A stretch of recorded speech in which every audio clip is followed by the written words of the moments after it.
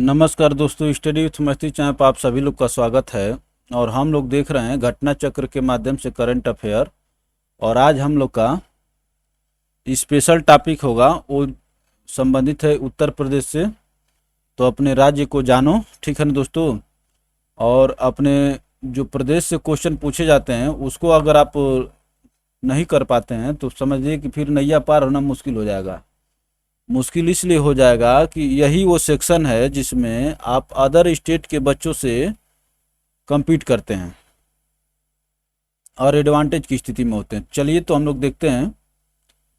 पहला टॉपिक ये है दोस्तों, राजा महेंद्र प्रताप सिंह राज्य विश्वविद्यालय। यहाँ पर देखिए, अलीगढ़ में राजा महेंद्र प्रताप सिंह राज्य विश्वविद्यालय का शिलान्यास कौन किए? मोदी जी किए, अलीगढ़ में, याद रखिएगा। चलिए आगे चलते हैं। राजा महेंद्र प्रताप सिंह पश्चिमी उत्तर प्रदेश के हाथरस जिले के मुरसान रियासत के राजा थे। पश्चिमी उत्तर प्रदेश के हाथरस जिले के मुरसान, ये पूछ सकता है, ठीक है ना।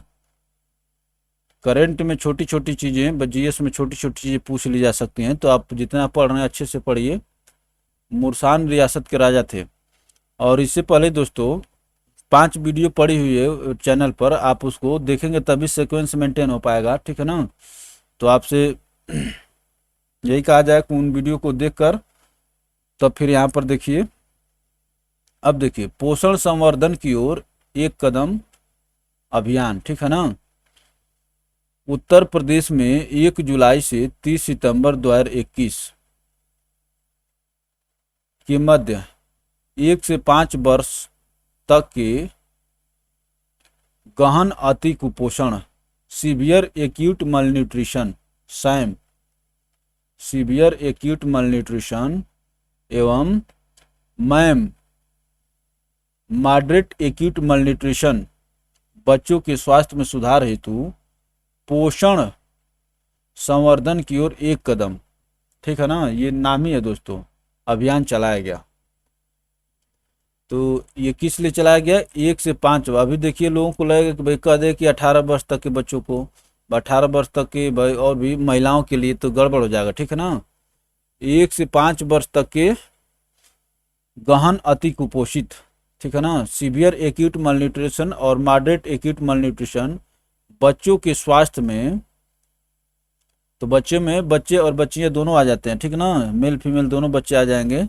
स्वास्थ्य में सुधार हेतु पोषण संवर्धन की ओर एक कदम नामक अभियान चलाया गया। इस अभियान के अंतर्गत चिन्हित सैम एवं मैम, सैम और मैम पोषण से संबंधित पूछ करके इसी का फुल फॉर्म आपसे पूछ लेगा, ये भी पूछ सकता है। बच्चों के साथ उनकी माताओं के स्वास्थ्य प्रबंधन पर भी जोर दिया गया। बच्चों के साथ उनकी माताओं के स्वास्थ्य प्रबंधन पर भी जोर दिया गया। तो माताएं भी कवर हो गई इसमें, ठीक है ना। पिता कवर नहीं हुए, माता कवर हुई। इस अभियान का खाका बाल विकास सेवा एवं पुष्टाहार विभाग ने तैयार किया है। बाल विकास सेवा एवं पुष्टाहार विभाग। यह अभियान 3 थीम, पहले महीने की थीम क्या थी दोस्तों? 3 थीम। पहले महीने की थीम थी मातृ पोषण, मातृ पोषण। दूसरे महीने की थीम क्या थी दोस्तों? बाल पोषण। और तीसरे महीने की थीम क्या थी? प्रथम 1000 दिवस होगी।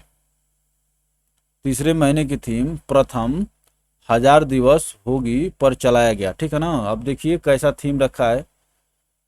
तो पहले महीने की मातृ पोषण, दूसरे का बाल पोषण, और तीसरे महीने की थीम थी प्रथम 1000 दिवस। महत्वपूर्ण है दोस्तों, पूछ सकता है, पर चलाया गया। अब देखिए, ये सबसे एक चर्चित न्यूज है। अब सभी लोग आशा करते हैं कि आप लोगों में से कम 99% लोग को ये मालूम होगा, उत्तर प्रदेश वालों को। और नहीं मालूम होगा तब यहाँ पर तो सीख ही जाएंगे। उत्तर प्रदेश राष्ट्रीय विधि विश्वविद्यालय का शिलान्यास। तो अभी जो देखिए हमारे प्रेसिडेंट साहब रामनाथ कोविंद जी आए थे सितंबर में ही प्रयागराज, और यहाँ पर नेशनल लॉ यूनिवर्सिटी का शिलान्यास किया गया। राष्ट्रीय विधि विश्वविद्यालय 25 एकड़ भूमि पर स्थापित किए जाने वाले इस विधि विश्वविद्यालय के कुलाधिपति, अब देखिए पूछ लेगा आपसे कि चांसलर कौन होगा। इलाहाबाद हाई कोर्ट के मुख्य न्यायाधीश होंगे, हाई कोर्ट के चीफ साहब होंगे, मुख्य न्यायाधीश होंगे। तो इन सब चीजों को देख लीजिए। चलिए आगे चलते हैं। 16वां वार्षिक बहलर कछुआ संरक्षण पुरस्कार, बहलर कछुआ संरक्षण पुरस्कार भारतीय जीव विज्ञानी शैलेंद्र सिंह को 16वें बहलर कछुआ संरक्षण पुरस्कार बहलर टर्टल कंजर्वेशन अवार्ड से सम्मानित किया गया। यह पुरस्कार कछुआ संरक्षण और जीव विज्ञान का नोबेल पुरस्कार माना जाता है, ठीक है ना। कछुआ संरक्षण और जीव विज्ञान का नोबेल पुरस्कार माना जाता है। उन्हें यह पुरस्कार गंभीर रूप से लुप्त प्राय कछुआ प्रजातियों को विलुप्त होने से बचाने के लिए दिया गया। भाई कुछ तो स्पेशल काम किए होंगे तभी ना दिया गया। तो उन्हें यह पुरस्कार गंभीर रूप से लुप्त प्राय कछुआ प्रजातियों को विलुप्त होने से बचाने के लिए दिया गया है। आइए आगे देखते हैं।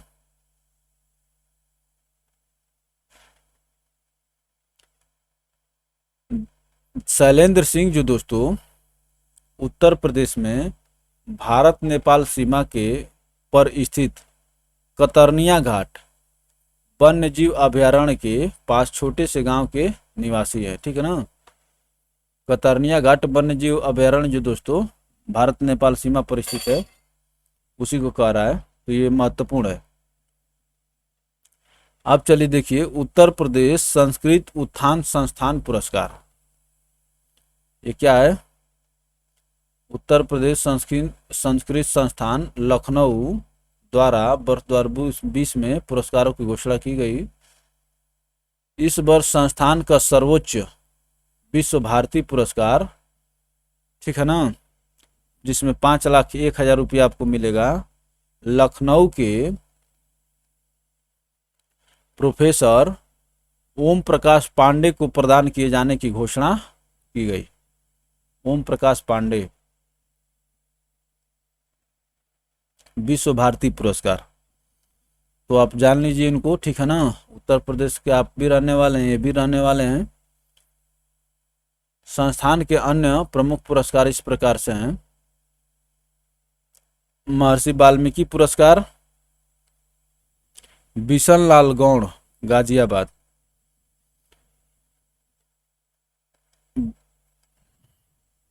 वाल्मीकि जी हो गए बिशन लाल, और व्यास पुरस्कार कमला पांडे वाराणसी। महर्षि नारद पुरस्कार चंद्रगुप्त श्रीधर वर्णेकर नागपुर महाराष्ट्र। ये देखिए ये उत्तर प्रदेश से बिलोंग नहीं कर रहे हैं नारद पुरस्कार, ठीक है ना। चंद्रगुप्त श्रीधर वर्णेकर नागपुर महाराष्ट्र। तो सबसे पहले विश्व भारती पुरस्कार किनको मिला, देख रहे हैं कि ओम प्रकाश पांडे जी को, वाल्मीकि पुरस्कार बिशन लाल गौड़, व्यास पुरस्कार पांडे जी को मिल गया, व्यास कमल, ठीक ना, व्यास जो कमल को मिल गया, और नारद मिल गया वर्णेकर जी को। आप जानते हैं कि महाभारत, नारद जी का क्या योगदान रहा महाभारत में। आगरा और प्रयागराज में औद्योगिक क्लस्टर, क्या कह रहा है, केंद्र सरकार ने उत्तर प्रदेश के आगरा एवं प्रयागराज में 2 औद्योगिक क्लस्टर, औद्योगिक विनिर्माण क्लस्टर विकसित करने की अनुमति प्रदान की। औद्योगिक विनिर्माण केंद्र सरकार से अमृतसर कोलकाता औद्योगिक गलियारे, अमृतसर कोलकाता औद्योगिक गलियारे में 2 एकीकृत विनिर्माण क्लस्टर के विकास की अनुमति देने का आग्रह किया था? योगी जी। अमृतसर कोलकाता औद्योगिक गलियारे। अब देखिए आगे क्या कर रहे हैं। उत्तर प्रदेश राज्य औद्योगिक विकास प्राधिकरण प्रयागराज में सरस्वती हाईटेक सिटी के पास और आगरा में एक्सप्रेसवे के पास एक ग्रीनफील्ड साइट पर 2 आईएमसी विकसित करेगा। तो कहाँ कहाँ पर दोस्तों? प्रयागराज और आगरा में।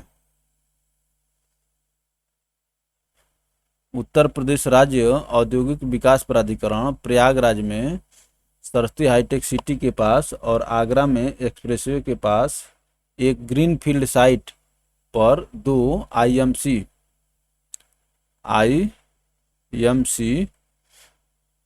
विकसित करेगा। और देखिए इसका क्या नाम दिया है? AKIC Amritsar Kolkata industrial corridor. ठीक है ना दोस्तों, अमृतसर कोलकाता इंडस्ट्रियल कॉरिडोर। चलिए आगे चलते हैं। उत्तर प्रदेश मुख्यमंत्री बाल सेवा योजना। बाल सेवा योजना की घोषणा की गई। यह योजना की शुरुआत जुलाई 2021 में की गई। इस योजना का लाभ उन बच्चों को प्राप्त होगा जिनके माता पिता या पिता विधिक अभिभावक, आय अर्जित करने वाले अभिभावक की मृत्यु कोविड-19 संक्रमण के कारण 1 मार्च 2020 के बाद हो गई हो। 1 मार्च 2020 के बाद हो गई हो। तो इस योजना का लाभ किनको मिलेगा? बच्चों के प्राप्त होगा जिनके माता या पिता विधिक अभिभावक, आय अर्जित करने वाले अभिभावक की मृत्यु कोविड-19 संक्रमण के कारण हुई हो। ठीक है ना। तो बाल सेवा पुरस्कार। चलिए आगे चलते हैं दोस्तों।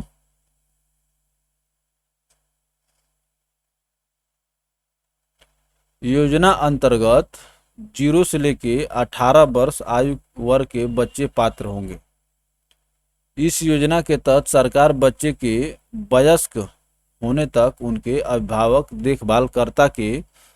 देखभालकर्ता को प्रति माह 4,000 रुपये की वित्तीय सहायता प्रदान करेगी। 4,000 रुपये की वित्तीय सहायता प्रदान करेगी।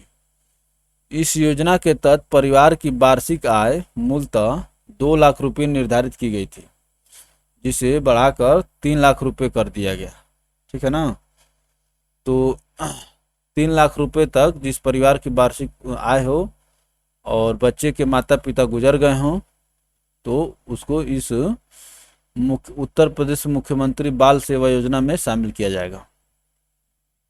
और उनको क्या होगा? वयस्क होने तक प्रतिमाह 4,000 रुपये मिलेंगे। आगे चलते हैं। उत्तर प्रदेश कोविड इमरजेंसी वित्त पोषण योजना। मंत्रिमंडल ने न को मंजूरी प्रदान की। इस योजना के तहत कोविड से संबंधित आवश्यक सामग्री के विनिर्माण की चालू इकाइयों का विस्तार तथा नई इकाइयां स्थापित करने पर राज्य सरकार वित्तीय सहायता प्रदान करेगी। यह योजना वर्तमान में कार्यरत औद्योगिक इकाइयों और नई स्थापित होने वाली उन इकाइयों पर प्रभावी होगी जो कोविड से संबंधित आवश्यक सामग्री के लिए अपनी वर्तमान क्षमता वृद्धि करेंगी या इस क्षेत्र में नई इकाई स्थापित करने की इच्छुक होंगी। जैसे ऑक्सीजन प्लांट और भी कोविड किट, मास्क, फलाना ढेकना, सैनिटाइजर। तो वही कह रहा है कि उत्तर प्रदेश कोविड इमरजेंसी वित्त पोषण योजना। तो आप समझ गए हैं कि ये औद्योगिक इकाइयों को दी जाएगी जो या तो अपनी क्षमता बढ़ाने के लिए या नई यूनिट स्थापित करने के लिए। उत्तर प्रदेश ऑक्सीजन उत्पादन संवर्धन नीति 2021। अब देखिए, liquid oxygen, zeolite, oxygen cylinder, oxygen concentrator, सहायक उपकरण, cryogenic tanker, iso tanker, oxygen भंडारण और परिवहन उपकरण सुविधाओं का निर्माण करने वाली उन इकाइयों को इस नीति के तहत प्रोत्साहन प्रदान किया जाएगा जिन्होंने 50 करोड़ रुपए से अधिक का निवेश किया हो।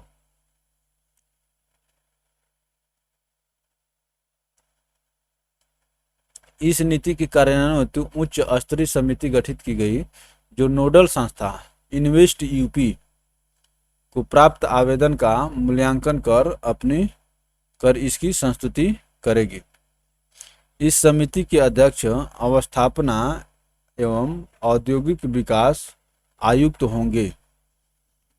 अध्यक्ष दोस्तों अवस्थापना। नीति का मुख्य उद्देश्य प्रदेश में ऑक्सीजन उत्पादन के अवसरों को बढ़ावा देना तथा उत्तर प्रदेश को ऑक्सीजन उत्पादन के क्षेत्र में आत्मनिर्भर बनाना, ठीक है ना, से लागू यह किया गया है और यह 6 माह की अवधि के लिए वैध होगी।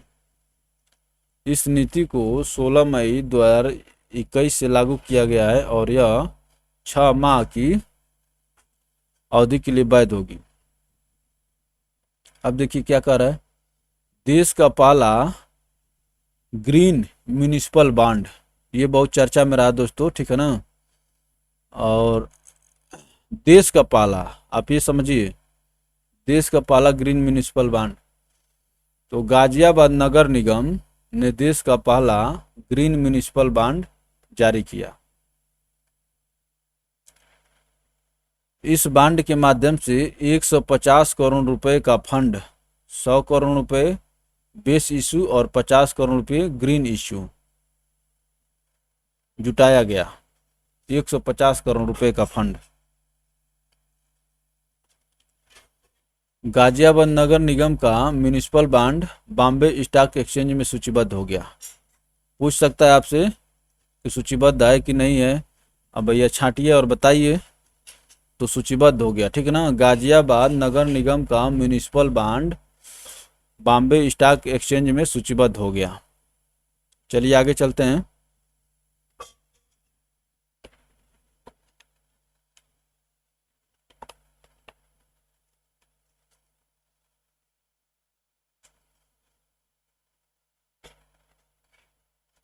अब देखिए ग्राम उजाला योजना। वाराणसी में ग्राम उजाला योजना का शुभारंभ किया गया, ठीक ना। कब शुरू किया गया? 24 मार्च 2021 को। इस कार्यक्रम के तहत energy efficiency services limited EESL, energy efficiency services limited की अनुषंगी company convergence energy services limited, ठीक है ना, CESL, वाराणसी के ग्रामीण क्षेत्रों में उच्च गुणवत्ता वाले LED बल्ब का वितरण प्रति बल्ब 10 रुपये करेगी, ठीक ना। तो CESL कंपनी करेगी LED बल्ब का वितरण 10 रुपये में। पहले चरण में वाराणसी के अतिरिक्त जिन क्षेत्रों में यह योजना लागू की गई वे आरा बिहार, विजयवाड़ा आंध्र प्रदेश, नागपुर महाराष्ट्र और पश्चिमी गुजरात के गांव हैं, ठीक है ना दोस्तों। तो कितने राज्य हो गए? उत्तर प्रदेश, बिहार, आंध्र प्रदेश, महाराष्ट्र और गुजरात। अब देखिए कौन सी योजना आपके सामने दिख रही है, वनवासी समागम कार्यक्रम।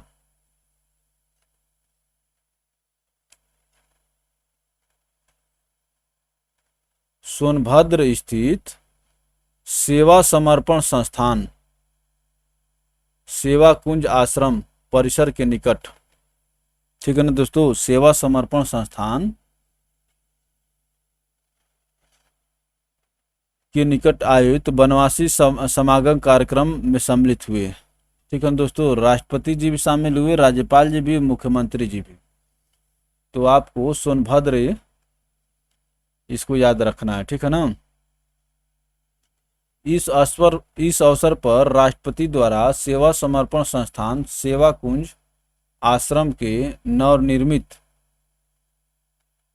बिरसा मुंडा बनवासी विद्यापीठ स्कूल एवं अंत्योदय छात्रकुल का उद्घाटन किया। अब बिरसा मुंडा का नाम आते ही आप पहुंच जाएंगे झारखंड, ठीक है ना, लेकिन ऐसा नहीं है। सेवा कुंज आश्रम के नवनिर्मित बिरसा मुंडा बनवासी विद्यापीठ स्कूल एवं अंत्योदय छात्रकुल का उद्घाटन किया गया। आइए चलते हैं। तो भैया झारखंड मत पहुंचिएगा, उत्तर प्रदेश वाले, नहीं तो रिजल्ट भी आपका झारखंडे पहुंच जाएगा। और आप सोनभद्र पहुंचेंगे, ठीक है ना, सेवा कुंज आश्रम पहुंचेंगे और वहां पर फिर आप वहां पर पहुंच करके बिरसा मुंडा बनवासी विद्यापीठ स्कूल और अंत्योदय छात्र कुल का उद्घाटन आप भी कर दीजिएगा। तो चलिए आगे चलते हैं। महावीर प्रसाद द्विवेदी पुरस्कार राजगोपाल सिंह वर्मा, सेवानिवृत्त उप निदेशक सूचना एवं जनसंपर्क विभाग उत्तर प्रदेश को 2021 के लिए पंडित महावीर प्रसाद द्विवेदी पुरस्कार 1,00,000 रुपए से लखनऊ में सम्मानित किया गया। किसको सम्मानित किया गया? राजगोपाल सिंह वर्मा।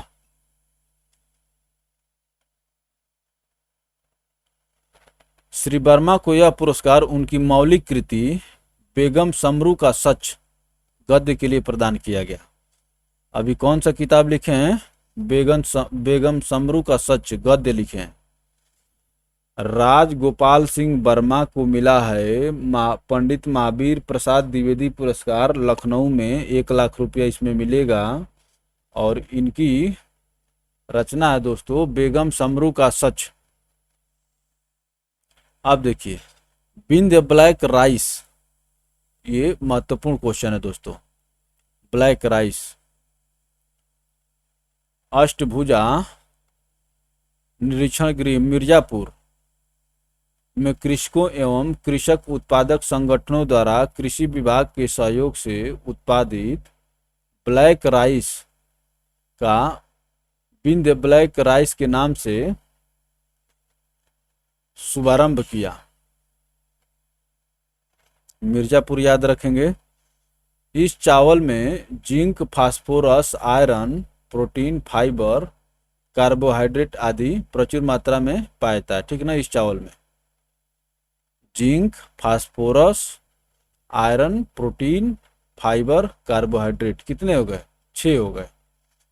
इसमें पाए गए एंटीऑक्सीडेंट गुणों के कारण यह कैंसर से बचाव में सहायक है। तो चावल खाएंगे और वो चावल आपको कैंसर से बचाने में सहायक होगा, ठीक है ना दोस्तों। और इसमें zinc, phosphorus, iron, protein, fibre, carbohydrate भी आपको मिलेगा। अर्जुन सहायक परियोजना पुनः प्रारंभ किए जाने की घोषणा की। पुनः प्रारंभ किए जाने की घोषणा की। अर्जुन सहायक परियोजना धसान नदी पर निर्मित की जा रही है। देख रहे हैं ना, धसान नदी पर निर्मित की जा रही है। 2600 करोड़ रुपए की यह सिंचाई परियोजना उत्तर प्रदेश के बांदा, महोबा, हमीरपुर जिलों के 168 गांवों में किसानों को सिंचाई की सुविधा प्रदान करेगी। तो अर्जुन सहायक परियोजना तो दोबारा चालू किया गया, धसान नदी पर है, काम बनेगा।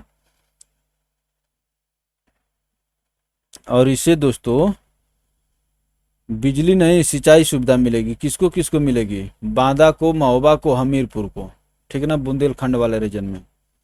आगे चलते हैं। केंद्र सरकार और उत्तर प्रदेश सरकार द्वारा 2009 में प्रारंभ की गई थी, लेकिन तब से रुकी हुई थी, ठीक है ना। अब चालू हो गई है। चलिए आगे चलते हैं दोस्तों।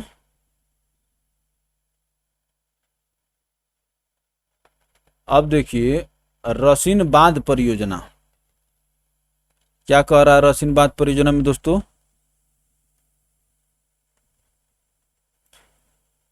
जनपद चित्रकूट में बाणगंगा नदी पर,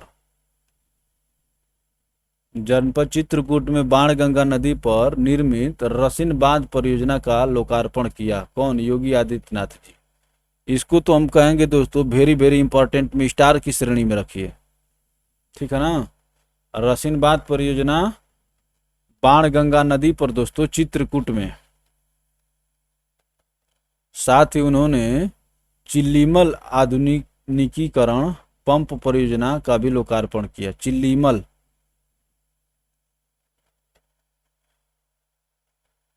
अब देखो उल्लेखनीय कि यह परियोजना मूलतः चौधरी चरण सिंह रसिन बांध परियोजना के नाम से शुरू हुई थी।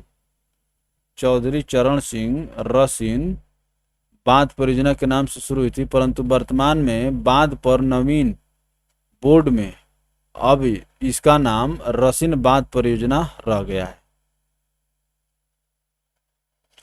तो गांव और किसान लाभान्वित होंगे, ठीक है ना। रसिन बांध परियोजना चित्रकूट, बाणगंगा नदी और चौधरी चरण सिंह रसिन बांध परियोजना इसका नाम था, फिर बाद में बदल करके ये हो गया। अब देखिए त्रिशूल सैन्य एयरबेस रायबरेली हवाई अड्डा, क्या कह रहा है? नव उन्नत बरेली हवाई अड्डे त्रिशूल सैन्य एयरबेस से नई दिल्ली के लिए पहली उड़ान एयरलाइंस एयर को हरी झंडी दिखाकर रवाना किया गया, ठीक है ना। तो त्रिशूल सैन्य एयरबेस यही पूछ लिया कि कौन से जिला में है, तो रायबरेली में। इसको रायबरेली हवाई अड्डा के नाम से भी जाना जाता है।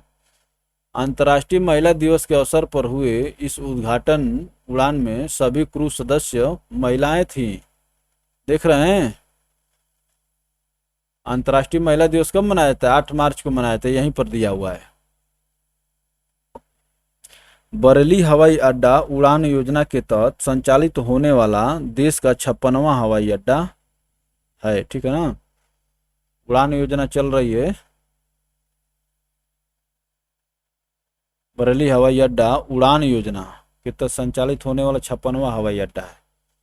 तो ये बहुत बढ़िया प्रश्न है, बहुत बेहतरीन प्रश्न है, पूछे जाने की इसकी संभावना है। सभी सदस्य क्रू सदस्य जो महिलाएं थी। अब देखिए मुख्यमंत्री सक्षम सुपोषण योजना, उत्तर प्रदेश बजट में चर्चा हुई है। 21-22 में महिलाओं और बच्चों में कुपोषण की समस्या से निपटने हेतु मुख्यमंत्री सक्षम सुपोषण योजना की घोषणा की गई। बजट में चर्चा कर दी गई भैया, ठीक है ना। तो आप भी इसको इम्पोर्टेंट की कैटेगरी में रख लीजिए। सक्षम सुपोषण योजना महिलाओं और बच्चों, यह योजना वित्तीय वर्ष 21-22 से क्रियान्वित की जाएगी। इस योजना अंतर्गत ड्राई राशन के साथ साथ आंगनबाड़ी केंद्रों पर पंजीकृत 6 माह से 5 वर्ष तक के चिन्हित कुपोषित बच्चों को एनीमिया ग्रस्त 11 से 14 वर्ष की स्कूल न जाने वाली किशोरी बालिकाओं को अतिरिक्त पोषण प्रदान किया जाएगा आंगनबाड़ी केंद्रों पर, ठीक है दोस्तों। कुपोषित बच्चों 6 माह से 5 वर्ष तक, स्कूल न जाने वाली किशोरी बालिकाओं को। यह योजना 100 करोड़ रुपए की व्यवस्था बजट में प्रस्तावित है इस योजना हेतु। तो बच्चे जो होंगे दोस्तों 6 माह से 5 ईयर्स, ठीक है ना। और किशोरी बालिकाएं 11 वर्ष से 14 वर्ष तक, उनको दोस्तों हर तरीके से ख्याल रखा जाएगा। लड़कियों को खास तौर से एनीमिया वाली शिकायत रहती है। अब आगे चलते हैं दोस्तों। उत्तर प्रदेश हिंदी संस्थान पुरस्कार, भारत भारती सम्मान, ठीक है ना, 5 लाख रुपए किसको मिला है? भारत भारती सम्मान किसको मिल रहा है? डॉक्टर सूर्यबाला मुंबई, उसका डॉक्टर उषा किरण खान पटना को दिया गया था 2018 में। तो भारत भारती सम्मान 2019 के लिए जो दिया गया दोस्तों, डॉक्टर सूर्यबाला जी को दिया गया है, और 2018 में डॉक्टर उषा किरण को दिया गया था। लोहिया साहित्य सम्मान 4 लाख रुपए, दयानंद पांडे लखनऊ। हिंदी गौरव सम्मान तरुण विजय को, दिल्ली, नई दिल्ली। उत्तर प्रदेश हिंदी संस्थान के पुरस्कार हैं दोस्तों, ठीक है ना। आगे चलिए देखिए क्या दिया हुआ है। महात्मा गांधी साहित्य सम्मान डॉक्टर रामेश्वर प्रसाद मिश्र, पंकज, भोपाल को दिया गया। तो आप लोग उत्तर प्रदेश से बिलोंग करते हैं दोस्तों, और उत्तर प्रदेश में ये सब प्रश्न छोड़ना ठीक नहीं है। अब देखा जा रहा है कि राज्यों में दोस्तों अपने स्टेट के क्वेश्चन पूछने का प्रचलन है, ताकि यही एक बाधा है कि भाई आप डोमिसाइल नहीं लगाएंगे तो इसी तरह से अपना काट करिए। दीनदयाल उपाध्याय साहित्य सम्मान सूर्यकांत बली,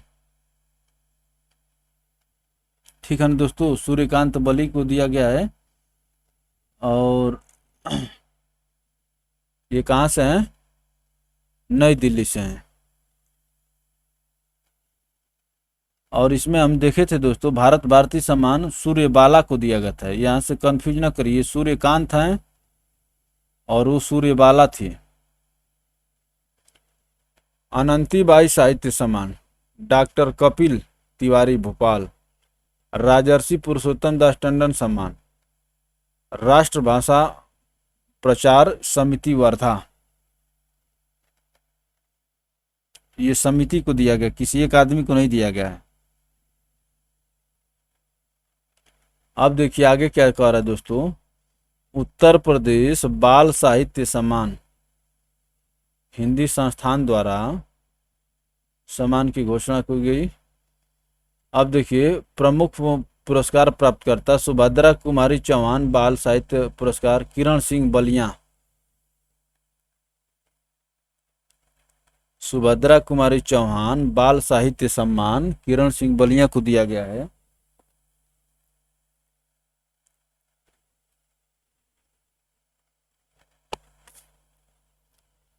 चलिए आगे चलते हैं दोस्तों। सोहनलाल द्विवेदी बाल कविता सम्मान किसको दिया गया है? गौरी शंकर वैश्य, विनम्र, लखनऊ। जिला भी पूछ सकता है। सोहनलाल द्विवेदी बाल कविता सम्मान। अमृतलाल नागर बाल कथा, ठीक है ना, बाल साहित्य, बाल कविता, बाल कथा। कथा दिया गया है किसको? दयाराम मौर्य, रत्न, प्रतापगढ़। शिक्षार्थी बाल चित्रकला सम्मान सुशील कुमार, लखनऊ। राम कुमार वर्मा बाल नाटक सम्मान गुडविन मसीह, बरेली।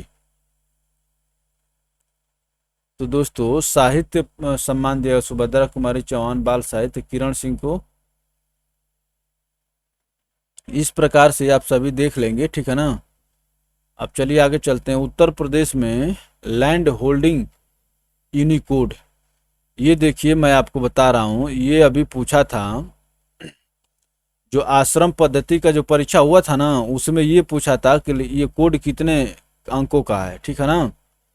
ये आश्रम पद्धति प्रवक्ता का जो परीक्षा हुआ था, जहाँ तक मुझे याद है अभी हाल साल में ही हुआ था, उसमें पूछा हुआ था। और ये सभी जितने पेपर हुए हैं इसको आप देख सकते हैं, ये चैनल पर पड़े हुए हैं। जो अभी आश्रम पद्धति का हुआ, जीआईसी प्रवक्ता का हुआ है, ये दोनों यूपीपीएससी के माध्यम से जो परीक्षा होने उनका ट्रेलर है। फरवरी 2021 में उत्तर प्रदेश सरकार ने राज्य में सभी प्रकार के लैंड होल्डिंग्स को चिन्हित करने के लिए एक 16 अंकों का यूनिकोड जारी करने की प्रणाली शुरू की। यही पूछा था 16 अंकों वाला, ठीक ना। लैंड होल्डिंग यूनिकोड में कितने अंक हैं? तो 16 अंक है। इस प्रणाली का मुख्य उद्देश्य भूमि विवादों के मामलों की जांच करना, विवादित भूमि की नकली रजिस्ट्रियों को समाप्त करना और लोगों को धोखेबाजों के जाल में फंसने से बचाना।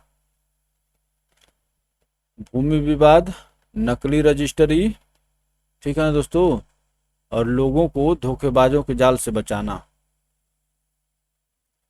इस प्रणाली के तहत भूमि की यूनिकोड संख्या 16 अंकों वाली होगी, जिसमें पहले 6 अंक भूमि की जनसंख्या अर्थात आबादी के आधार पर निर्धारित होंगे। जिसमें पहले 6 अंक भूमि की जनसंख्या आबादी के आधार पर निर्धारित होंगे। अगले 4 अंक जो दोस्तों भूमि की विशिष्ट पहचान का निर्धारण करेंगे। अगले 4 अंक भूमि की विशिष्ट पहचान का निर्धारण करेंगे। ये 10 अंक हो गया। बाकी 6 अंक जो है हो सके सीक्वेंस देने के लिए किया जाए। तो 6 अंक शुरू के भूमि की जनसंख्या और बाकी का विशिष्ट पहचान। यह यूनिकोड उत्तर प्रदेश सरकार के राजस्व विभाग द्वारा जारी किया जाएगा। यह सभी प्रकार की कृषि, आवासीय और वाणिज्यिक भूमि के लिए जारी होगा, ठीक है ना। सभी प्रकार की कृषि, आवासीय, वाणिज्यिक। यह लैंड होल्डिंग यूनिकोड भूमि विवाद के मामलों की जांच करने में मदद करेगा। मुख्यमंत्री अभ्युदय योजना।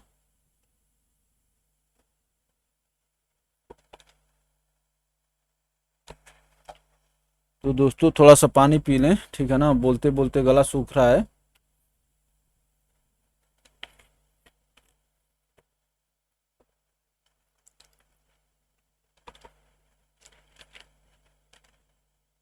हाँ,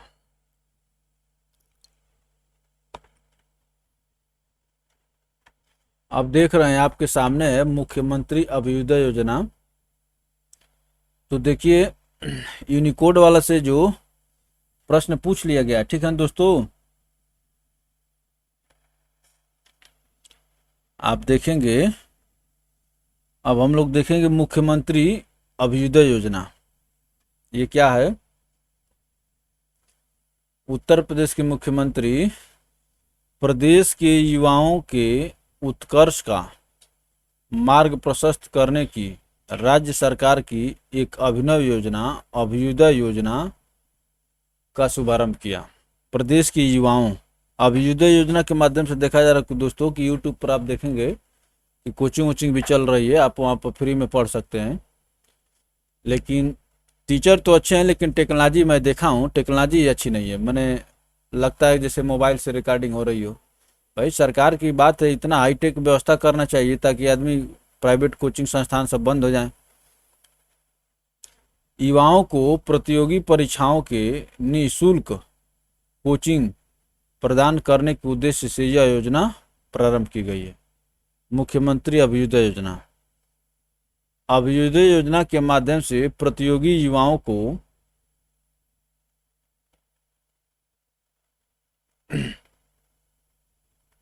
आईएएस, देखिए खूब आपको नाम ऐसे लिख देंगे जैसे जनता ही नहीं है। आईएएस, आईपीएस, आईएफएस, पीसीएस सहित मेडिकल, आईआईटी प्रवेश परीक्षाओं हेतु भी विशेषज्ञों का मार्गदर्शन प्राप्त होगा। देख लीजिए, जब इतना आईएएस आईपीएस सब कुछ चलाई दिए, मेडिकल, आईआईटी, तो हमें लगता है कि अब तो कुछ बच ही नहीं गया दोस्तों। चलिए, तो काम लायक बात यह है कि आप लोग इसको यूट्यूब पर सर्च करके अगर आपको लगे तो आप यहाँ से पढ़ सकते हैं। चलिए आगे चलते हैं दोस्तों। अब देखिए, श्रीलाल शुक्ल स्मृति इफ्को साहित्य सम्मान। यह सम्मान रांची के हिंदी साहित्यकार रणेंद्र को दिया गया, ठीक ना, रणेंद्र।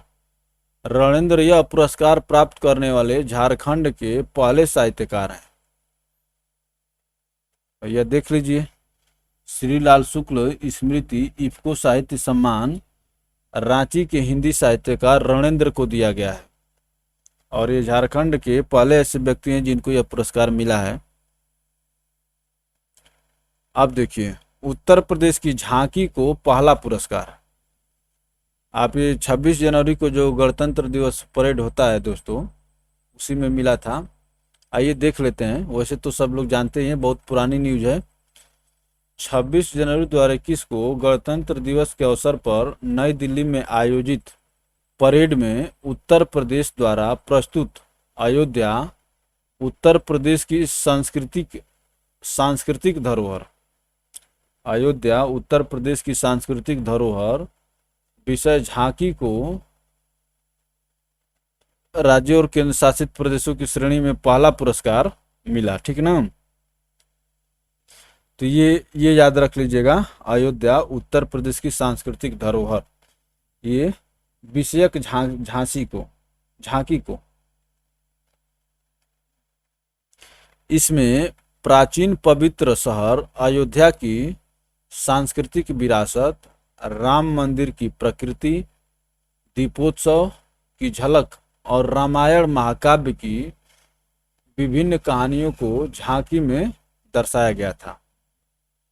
बस रामायण, दीपोत्सव, ये सब याद रखिएगा, आपका काम चल जाएगा। उत्तर प्रदेश डेटा सेंटर नीति को मंजूरी प्रदान कर दिए हैं, ठीक ना। अब देखते हैं, यह नीति अधिसूचना की तिथि से 5 वर्ष तक अथवा उत्तर प्रदेश सरकार द्वारा कोई नई नीति संशोधन किए जाने तक लागू रहेगी। इस नीति के अंतर्गत राज्य में 250 मेगावाट डाटा सेंटर उद्योग विकसित किए जाने, राज्य में 20,000 करोड़ रुपए का निवेश आकृष्ट किए जाने तथा कम से कम 3 वर्ष में अत्याधुनिक निजी डेटा सेंटर्स पार्क स्थापित किए जाने का लक्ष्य है। इस नीति के अंतर्गत data centre parks, data centre इकाइयों को पूंजी उपादान, ब्याज उपादान, भूमि के क्रय पट्टे पर स्टाम्प ड्यूटी में छूट तथा ऊर्जा संबंधित वित्तीय प्रोत्साहन के अतिरिक्त अन्य प्रोत्साहन भी दिए जाएंगे।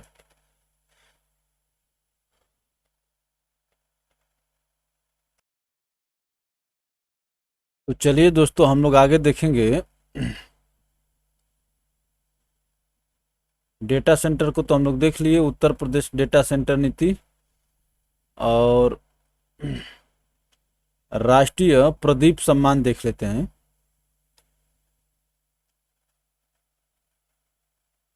मध्य प्रदेश सरकार द्वारा 2020 का राष्ट्रीय प्रदीप सम्मान डॉक्टर शिवओम अंबर, फर्रुखाबाद, उत्तर प्रदेश, यही उत्तर प्रदेश से जोड़ रहा है, ठीक है ना। इस प्रश्न को, इस टॉपिक मैंने इस पुरस्कार को उत्तर प्रदेश से जोड़ने का मतलब ये है दोस्तों कि मध्य प्रदेश सरकार तो देती है, लेकिन डॉक्टर शिवओम अंबर फर्रुखाबाद के रहने वाले हैं। अब देखिए, कवि प्रदीप सम्मान 2019 का, ये 2020 का मिला इनको, ठीक है ना। शिवओम अंबर को कवि प्रदीप सम्मान डॉक्टर कुंवर बेचैन को दिया गया था। 2019 का कवि प्रदीप सम्मान डॉक्टर कुंवर बेचैन को, और 20 का दोस्तों शिवओम अंबर को दिया गया है। चलिए आगे चलते हैं। राष्ट्रीय प्रधानमंत्री राष्ट्रीय बाल पुरस्कार, इसमें बताएगा कि उत्तर प्रदेश से कौन कौन थे। आपको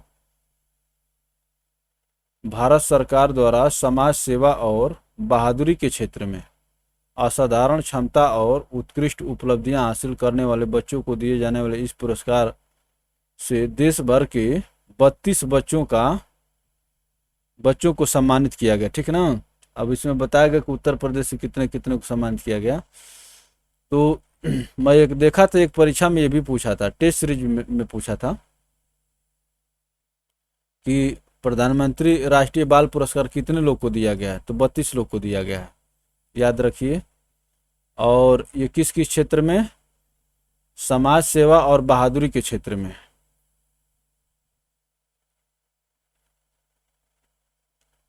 चलिए आगे चलते हैं।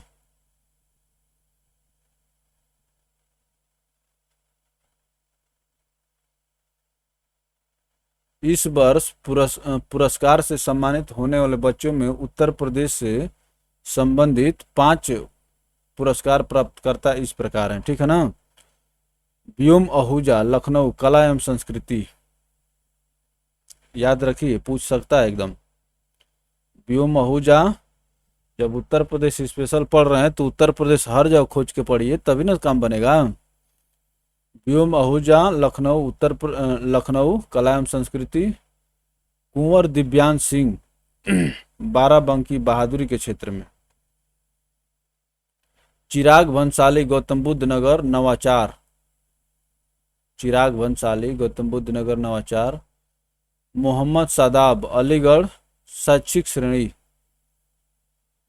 और मोहम्मद रफ़ी प्रयागराज खेल के क्षेत्र में। तो आहूजा आ गए, दिव्यांश आ गए, भंसाली आ गए, सादाब आ गए, रफ़ी आ गए, ठीक है ना। इसको एक चीज भी अगर याद रखेंगे दोस्तों इस तरह से, आहूजा दिव्यांश भंसाली सादाब रफ़ी लखनऊ बाराबंकी गौतम बुद्ध नगर अलीगढ़ और प्रयागराज। कला संस्कृति बहादुरी नवाचार शैक्षणिक श्रेणी और खेल। तो रफ़ी साहब खेल से जुड़े हुए हैं, प्रयागराज से बिलोंग कर रहे हैं ये। अब देखिए रानी लक्ष्मीबाई एवं लक्ष्मण पुरस्कार। देखिए 24 जनवरी 2021 को उत्तर प्रदेश स्थापना दिवस के अवसर पर मुख्यमंत्री योगी आदित्यनाथ और राज्यपाल आनंदीबेन पटेल द्वारा प्रदेश के खिलाड़ियों को रानी लक्ष्मीबाई और लक्ष्मण पुरस्कार प्रदान किए गए। कुल 18 खिलाड़ियों को यह पुरस्कार प्रदान किया गया। कितने? 18, जिनमें से 8 महिला खिलाड़ियों, 1 वेटरन वर्ग से को रानी लक्ष्मीबाई पुरस्कार, और 10 पुरुष खिलाड़ियों 2 वेटरन वर्ग से को लक्ष्मण पुरस्कार से सम्मानित किया गया, ठीक है ना दोस्तों। 8 लक्ष्मीबाई और 10 लक्ष्मण, ये लक्ष्मण पुरस्कार और ये लक्ष्मीबाई पुरस्कार। प्रत्येक खिलाड़ी को कांस्य प्रतिमा एवं 3,11,000 रुपये की राशि प्रदान की गई प्रत्येक खिलाड़ी को। रानी लक्ष्मीबाई पुरस्कार प्राप्तकर्ता, देखिए तो दोस्तों ये पूछ सकता है कि उत्तर प्रदेश कौन कौन से खिलाड़ियों का नाम। स्वर्णिमा जायसवाल हैंडबॉल से संबंधित है ये। प्रियंका एथलेटिक्स से संबंधित है। साक्षी जौहरी वुशु से संबंधित है। वंदना कटारिया हॉकी, वंदना कटारिया चर्चित नाम लग रहा है। हिमानी सिंह शूटिंग। तो कौन कौन हो गई? Swarnima, Priyanka, Sakshi, Vandana, Himani. Handball, athletics, wushu, hockey और शूटिंग।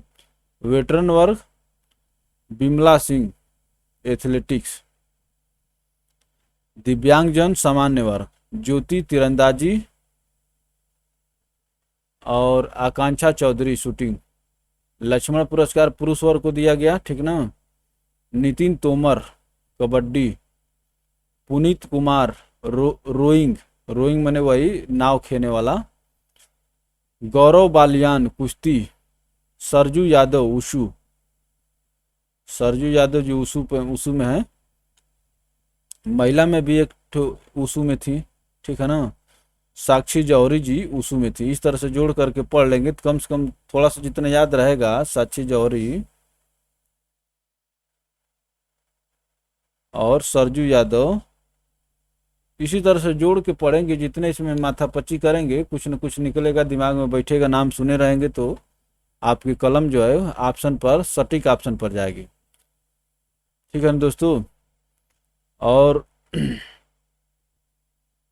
वेटरन वर्ग राजकुमार कुश्ती, कुलदीप कुमार एथलेटिक्स, दिव्यांगजन Abu Hubaida badminton, Sachin Chaudhary power lifting, Akash shooting और वरुण सिंह भाटी एथलेटिक्स।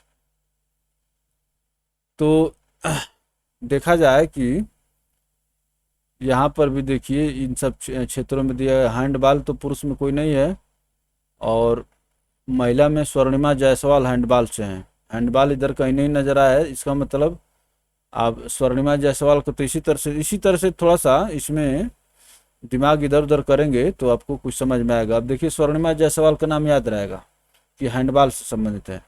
और ये सरजू सूरज यादव हो गए, उषु हो गई, उसके बाद कौन हो गई, साक्षी जौहरी भी उषु से हो गई। चलिए आगे चलते हैं दोस्तों। अब देखिए चौथा उत्तर प्रदेश दिवस समारोह। पहली बार उत्तर प्रदेश दिवस का आयोजन वर्ष 2018 में हुआ था, इसीलिए 2021 वाला चौथा हो गया। ठीक है दोस्तों। अभी देखिए क्या कह रहा है कि 24 जनवरी मुख्य आदित्यनाथ ने उत्तर प्रदेश राज्य के 71वें स्थापना दिवस के अवसर पर चौथे उत्तर प्रदेश दिवस समारोह का शुभारंभ किया। तो 71वें स्थापना दिवस,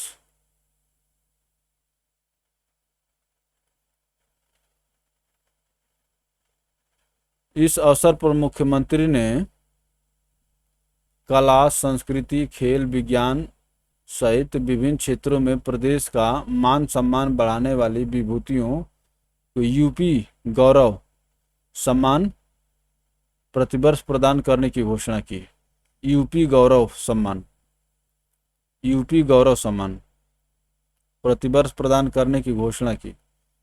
इसके साथ ही मुख्यमंत्री ने सूक्ष्म लघु एवं मध्यम उद्यम विभाग के उद्यम सारथी ऐप का लोकार्पण किया। ये देखिए उद्यम सारथी जो दोस्तों एमएसएमई विभाग का ऐप है। इस ऐप के माध्यम से युवाओं को स्वरोजगार तथा व्यवसाय एवं रोजगार अवसरों के बारे में जानकारी सरलता से उपलब्ध हो सकेगी। ठीक है ना। उद्यम सारथी स्वरोजगार व्यवसाय एवं रोजगार अवसरों के बारे में जानकारी सरलता से उपलब्ध हो सकेगी। चलिए आगे चलते हैं दोस्तों। अब देखिए 24वें हुनर हाट का आयोजन 24 जनवरी से 4 फरवरी के मध्य 24वें हुनर हाट का आयोजन अवध शिल्प ग्राम लखनऊ में किया गया। इसका थीम था vocal for local, vocal for local. याद रखिए, थीम पूछ सकता है। ठीक ना। हुनर हाट का थीम क्या था?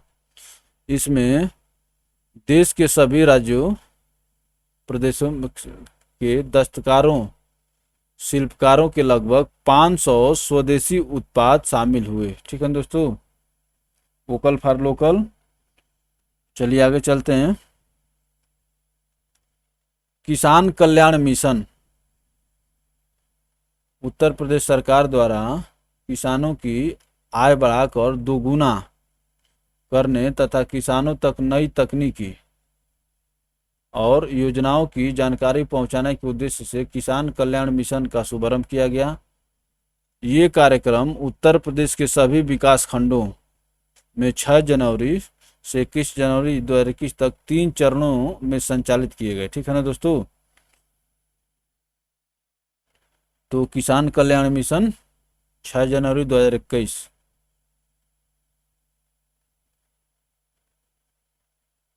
चलिए आगे चलते हैं। अब देखिए क्या कह रहा है, न्यू भाऊपुर न्यू ऊर्जा खंड उद्घाटन का उद्घाटन माध्यम से पूर्वी डेडिकेटेड फ्रेट कॉरिडोर के न्यू भाऊपुर न्यू ऊर्जा खंड का उद्घाटन किया। पूर्वी डेडिकेटेड फ्रेट कॉरिडोर के, अब देखिए इसमें क्या कह रहा है, ये एक अलग प्रकार का करंट दिख रहा है। 351 किलोमीटर लंबा यह खंड उत्तर प्रदेश में स्थित है और इसकी निर्माण लागत इतनी रुपए है। इस अवसर पर प्रधानमंत्री ने प्रयागराज में पूर्वी डेडिकेटेड फ्रेट कॉरिडोर के परिचालन नियंत्रण केंद्र ओसीसी का भी उद्घाटन किया।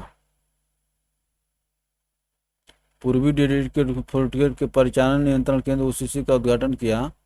यह नियंत्रण केंद्र ईडीएफसी के पूरे रूट के लिए कमांड सेंटर के रूप में कार्य करेगा।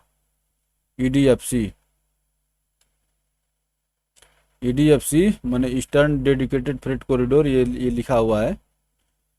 अब देखिए 1856 किलोमीटर लंबा यह रेल फ्रेट कॉरिडोर लुधियाना के साहनेवाल से प्रारंभ होकर, पूछ सकता है,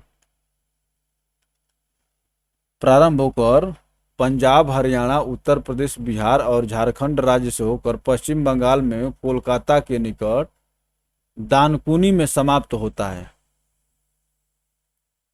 लुधियाना से शुरू होकर दोस्तों, लुधियाना के साहनेवाल से शुरू होकर कोलकाता के दानकुनी में समाप्त होता है। इसकी लंबाई कितनी है? 1856। आपसे अभी पूछ लेगा कि पूर्वी डेडिकेटेड फ्रेट कॉरिडोर की लंबाई कितनी है, तो 1856 किलोमीटर है। 1857 की क्रांति से याद कर सकते हैं, एक कम कर दीजिए क्योंकि इस क्रांति तो महान थी, तो इसलिए इसको कम करके रख लीजिए। इसका निर्माण dedicated freight corridor corporation India limited द्वारा किया जा रहा है, ठीक है ना। तो उत्तर प्रदेश में दोस्तों इसका जो है लंबाई जो है 351 किलोमीटर लंबा है, ठीक है ना। और इसी प्रयागराज में इसी का पूर्वी डेडिकेटेड फ्रेट कॉरिडोर के परिचालन नियंत्रण केंद्र स्थापित कर दिया गया।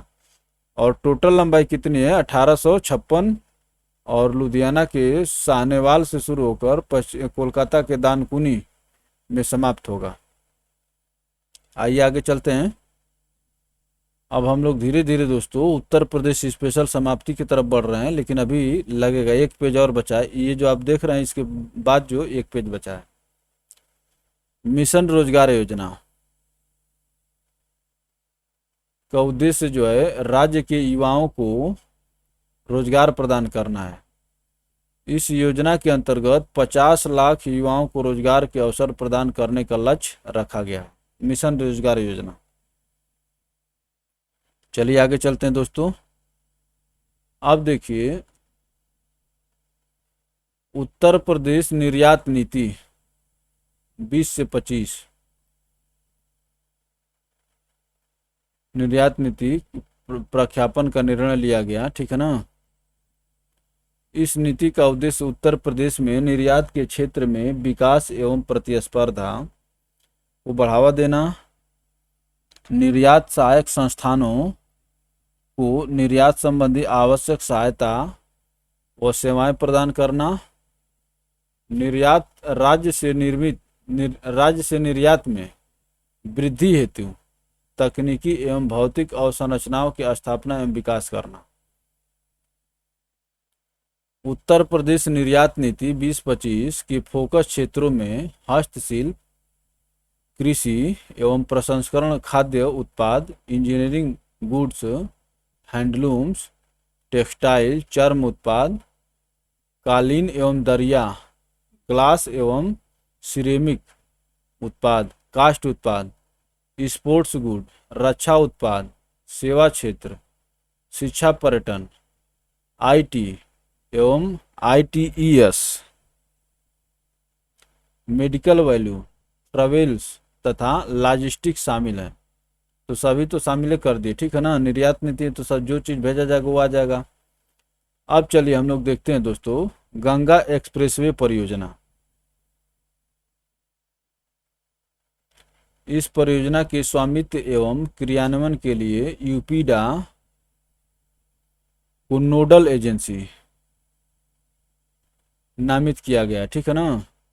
इसकी अनुमानित लंबाई 594 किलोमीटर है, ये महत्वपूर्ण है। गंगा एक्सप्रेसवे परियोजना, गंगा एक्सप्रेसवे परियोजना की लंबाई आपसे पूछ लेगा तो क्या बताएंगे? 594 किलोमीटर बताएंगे। इससे मेरठ, हापुड़, बुलंदशहर, अमरोहा, बदायूं, शाहजहांपुर, हरदोई, उन्नाव, रायबरेली, प्रतापगढ़, प्रयागराज जनपद आच्छादित हो गए, ठीक है ना दोस्तों। तो मेरठ से शुरू होकर के कहाँ पहुंच गई? प्रयागराज तक। तो देखिए कितने जिले हैं, 1 2 3 4 5 6 7 8 9 10 और 11। ये पूछ लेगा दोस्तों कि गंगा एक्सप्रेसवे परियोजना कितने जिलों से होकर के गुजरेगी, तो 11 जिलों से होकर के गुजरेगी। मेरठ से शुरू होकर प्रयागराज पहुंचेगी, ठीक है ना। और बीच में कौन कौन से आ रहे हैं? हापुड़, बुलंदशहर, अमरोहा, बदायूं, शाहजहांपुर, हरदोई, उन्नाव, रायबरेली, प्रतापगढ़। देखिए इलाहाबाद के नजदीकी जिला प्रतापगढ़, ठीक है ना। फिर रायबरेली, उन्नाव, हरदोई, ये सब होते हुए दोस्तों 11 जिलों से होकर के गुजरेगी गंगा एक्सप्रेसवे। अब देखिए ये एक बहुत अलग प्रकार का न्यूज है और इसके पूछे जाने की बहुत प्रबल संभावना है। क्या कह रहा है? पशु युद्ध स्मारक उत्तर प्रदेश के मेरठ स्थित remount and veterinary carps RVC remount and veterinary carps centre में पशु युद्ध स्मारक वार मेमोरियल ऑफ एनिमल्स स्थापित किया जाएगा, ठीक है ना। War memorial of animals Uttar Pradesh के मेरठ जिले में remount and veterinary carps centre में स्थापित किया जाएगा। यह देश में निर्मित पहला पशु युद्ध स्मारक होगा। यह स्मारक उन पशुओं के योगदान को समर्पित होगा जिन्होंने कारगिल युद्ध के दौरान और कश्मीर में आतंकवाद विरोधी अभियानों में सेना की मदद की थी, ठीक है दोस्तों। कारगिल युद्ध और कश्मीर में आतंकवाद के विरोध में जो सेना की मदद किए थे दोस्तों, उन पशुओं को शामिल किया जाएगा। अब देखिए स्वच्छ सर्वेक्षण 2020 उत्तर प्रदेश की स्थिति, क्या स्थिति है देखा जाए। 20 अगस्त 2020 को भारत सरकार के आवासन एवं शहरी कार्य एवं मंत्रालय द्वारा जारी किया गया परिणाम, ठीक है ना। इसके तहत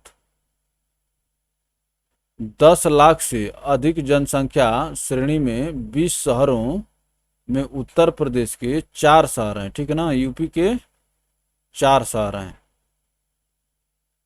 को स्थान प्राप्त हुआ, जिसमें लखनऊ को 12वां स्थान, आगरा को 16वां, गाजियाबाद को 19वां और प्रयागराज को 20वां स्थान शामिल है, ठीक ना। स्वच्छ सर्वेक्षण 2020 ये भारत सरकार द्वारा जारी किया गया और इसमें उत्तर प्रदेश की स्थिति ये है कि 10 लाख से अधिक जनसंख्या श्रेणी में 20 शहरों में दोस्तों उत्तर प्रदेश के कितने शहर हैं? 4 शहर हैं, लखनऊ, आगरा, गाजियाबाद, प्रयागराज। अब 10 लाख से अधिक जनसंख्या वाले श्रेणी में दोस्तों कई शहर आते हैं उत्तर प्रदेश के, 7 या 8 हैं, ठीक है ना। लेकिन उनका नाम नहीं है तो इसलिए उसमें कंफ्यूज नहीं होना है। चलिए आगे चलते हैं। अब देखिए यहाँ पर दिया है सूक्ष्म दृष्टि करके उत्तर प्रदेश के लिए, चलिए इसको देखते हैं हम लोग। तो दोस्तों अब ये सूक्ष्म दृष्टि दिया उत्तर प्रदेश के बारे में और इसमें थोड़े थोड़े छोटे छोटे फैक्ट दिया हुआ है जिसको देख लेना बहुत जरूरी है। देखिए क्या कह रहा है। सितंबर 2021 में किन्नर कल्याण बोर्ड का गठन किया गया। किसके द्वारा? उत्तर प्रदेश सरकार द्वारा। किन्नर कल्याण बोर्ड महत्वपूर्ण है। अब देखिए, रामनाथ कोविंद ने उत्तर प्रदेश में राज्य के पहले आयुष विश्वविद्यालय की आधारशिला रखी। कहाँ पर? गोरखपुर में। उत्तर प्रदेश में राज्य के पहले आयुष विश्वविद्यालय की आधारशिला रखी गोरखपुर में। आयुष विश्वविद्यालय का नाम है, तो ये जो विश्वविद्यालय का आधारशिला रखे हैं, इसका नाम क्या है? महायोगी गुरु गोरखनाथ आयुष विश्वविद्यालय।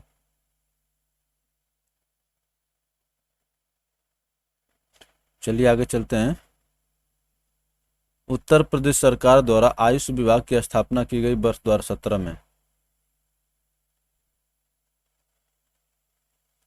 तो यहाँ पर था किन्नर कल्याण बोर्ड उत्तर प्रदेश, आयुष विश्वविद्यालय गोरखपुर, महायोगी गुरु गोरखनाथ आयुष विश्वविद्यालय और आयुष विभाग की स्थापना दोस्तों वर्ष 2016 में की गई उत्तर प्रदेश द्वारा।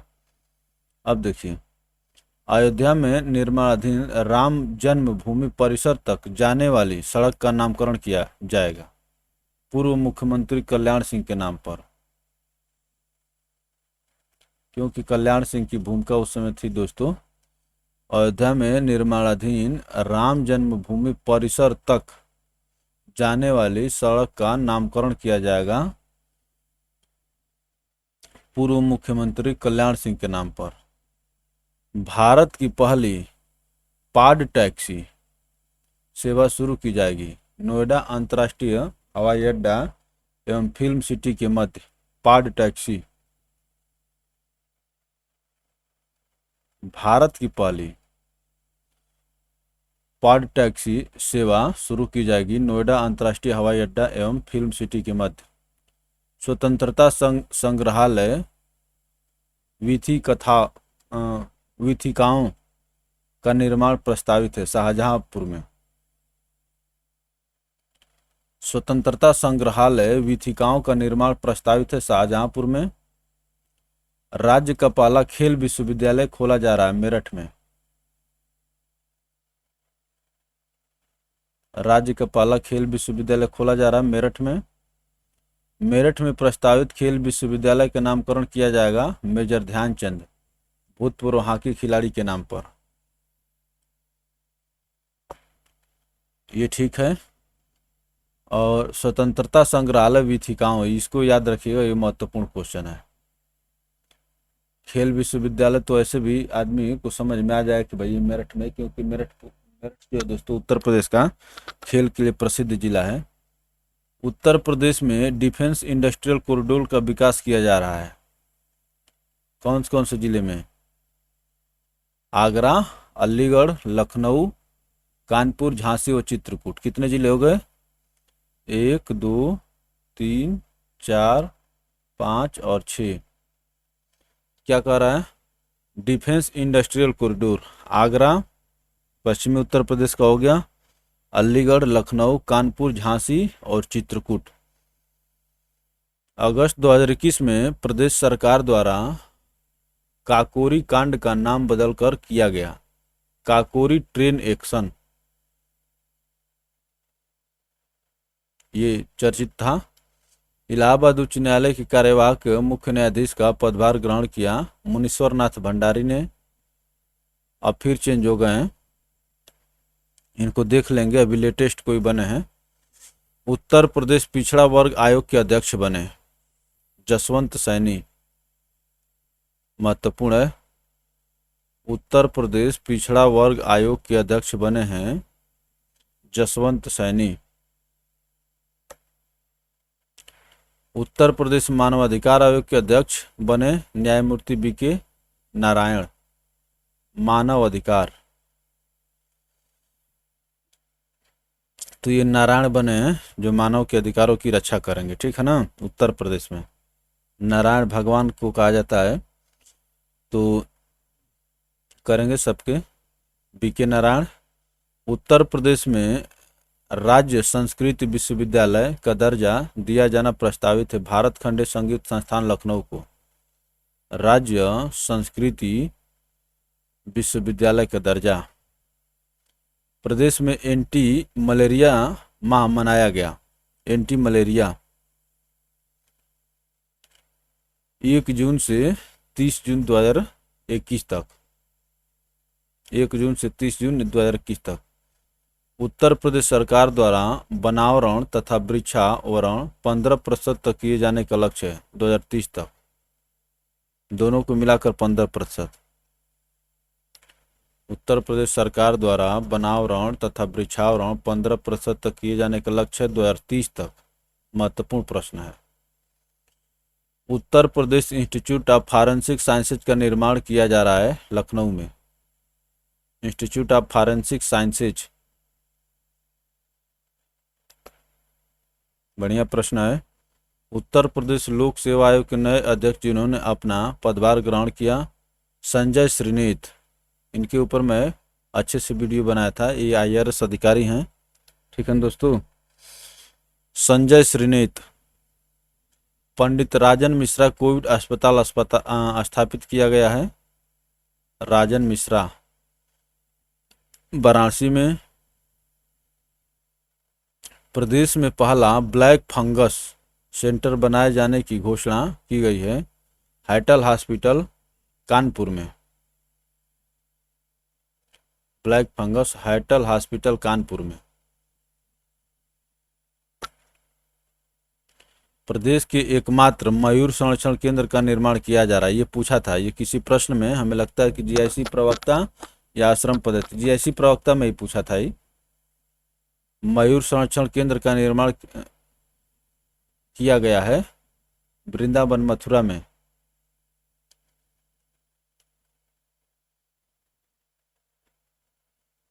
निजी क्षेत्र के सहयोग से प्रदेश में श्री राम यूनिवर्सिटी की स्थापना की जाएगी अयोध्या में। निजी क्षेत्र के सहयोग से प्रदेश में श्री राम यूनिवर्सिटी की स्थापना की जाएगी अयोध्या में। निशानेबाज चंद्रू तोमर के नाम पर शूटिंग रेंज का नाम रखने की घोषणा की गई नोएडा में। चंद्रू तोमर के नाम पर शूटिंग रेंज का नाम रखने की घोषणा की गई नोएडा में।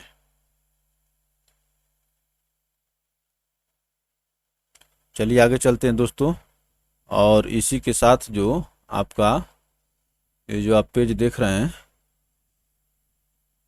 इसी के साथ आपका ये उत्तर प्रदेश स्पेशल ख़त्म हो जाएगा। Current affairs. अब देखिए क्या कह रहा है कि 30 अप्रैल 2021 को बागपत जिले के जोहरी गांव की निशानेबाज चंद्रू तोमर का निधन हो गया। वह मशहूर थी शूटर दादी के नाम से। बागपत जिले की थी चंद्रू तोमर, निधन हो गया। वो मशहूर थी शूटर दादी के नाम से।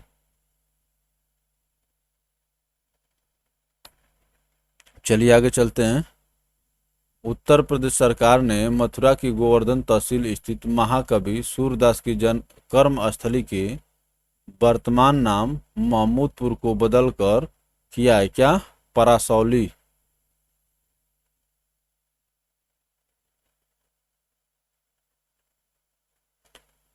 मथुरा की गोवर्धन तहसील स्थित महाकवि सूरदास की कर्मस्थली के वर्तमान नाम महमूदपुर को बदलकर मथुरा गोवर्धन तहसील स्थित महाकवि सूरदास की कर्मस्थली के वर्तमान नाम महमूदपुर को बदलकर किया गया परासौली।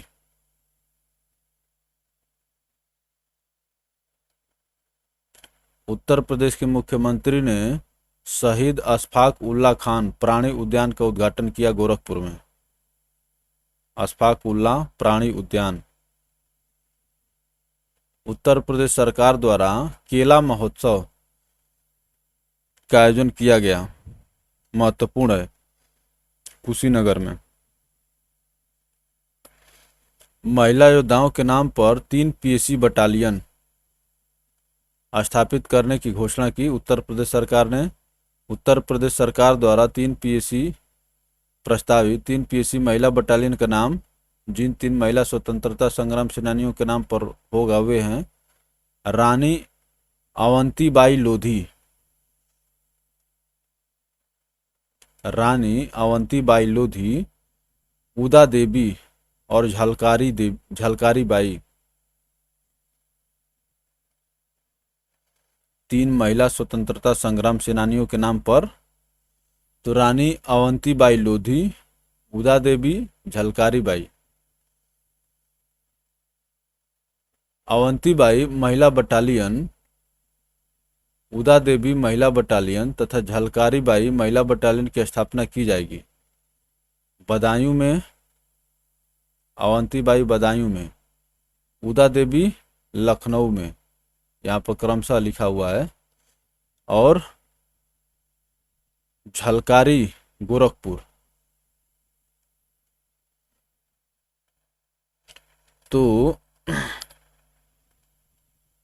अवंतीबाई बदायूं, उदा देवी, ऊ से ऊ जोड़ लीजिएगा, लखनऊ से, लखनऊ में उदा देवी, गोरखपुर में झलकारी बाई और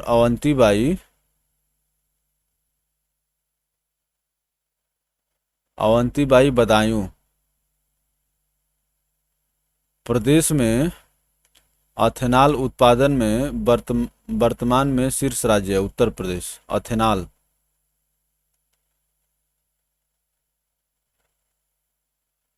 मुख्यमंत्री योगी आदित्यनाथ द्वारा अयोध्या शोध संस्थान अयोध्या द्वारा प्रकाशित जिस महाकोश के प्रथम संस्करण का विमोचन किया गया, रामायण विश्व महाकोश।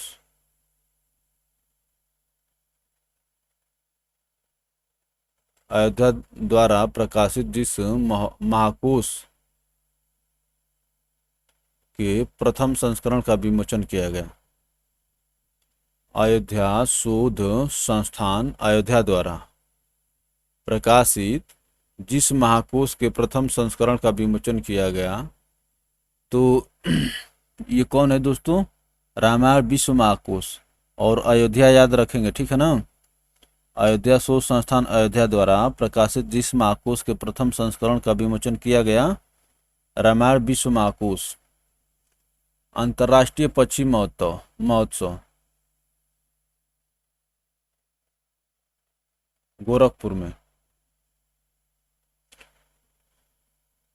उत्तर प्रदेश सरकार द्वारा प्रतियोगी छात्रों को मुफ्त कोचिंग प्रदान करने हेतु लॉन्च योजना है 15 फरवरी 2021।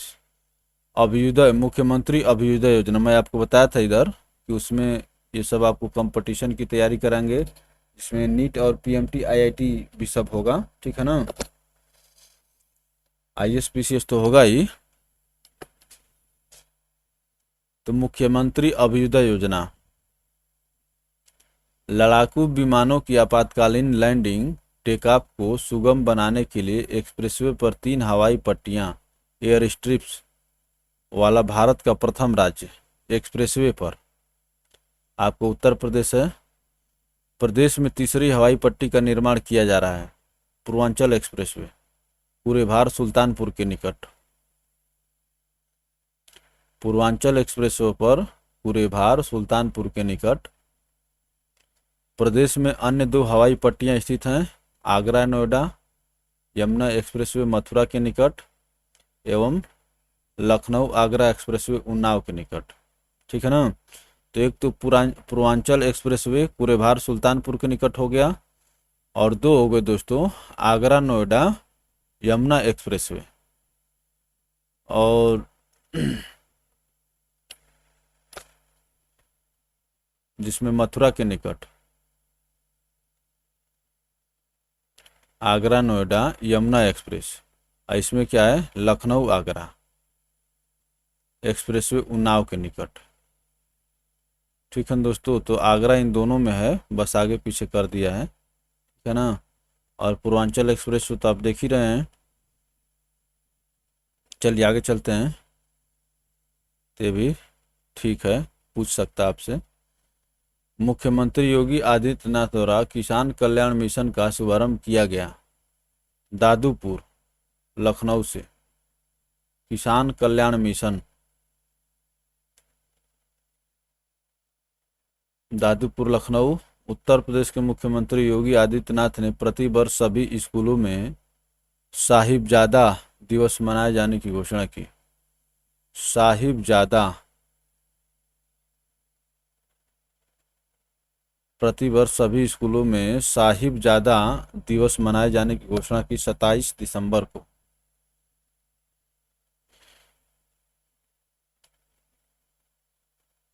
उत्तर प्रदेश के जेवर में बन रहे ग्रीनफील्ड हवाई अड्डे का नाम रखा गया है नोएडा अंतर्राष्ट्रीय ग्रीनफील्ड हवाई अड्डा।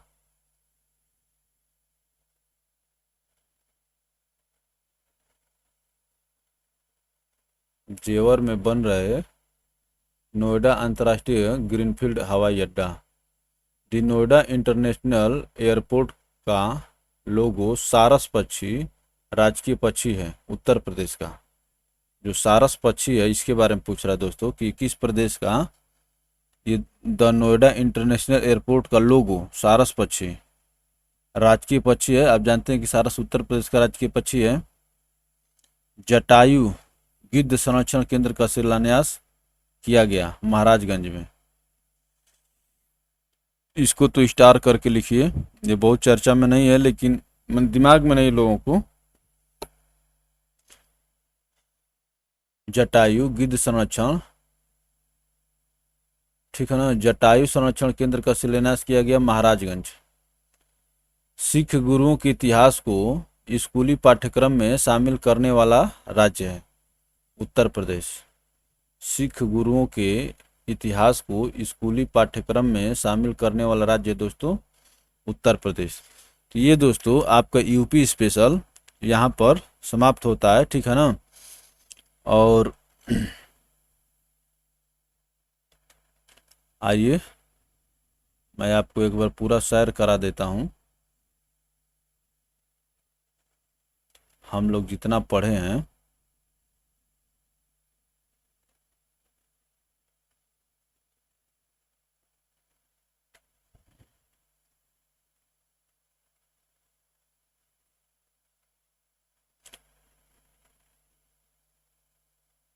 तो देखिए ये सारा चीज़ हम लोग पढ़े हैं, ठीक है ना। ये सूक्ष्म दृष्टि पढ़ रहे थे और ये सब चीज़ पढ़े हुए हैं हम लोग।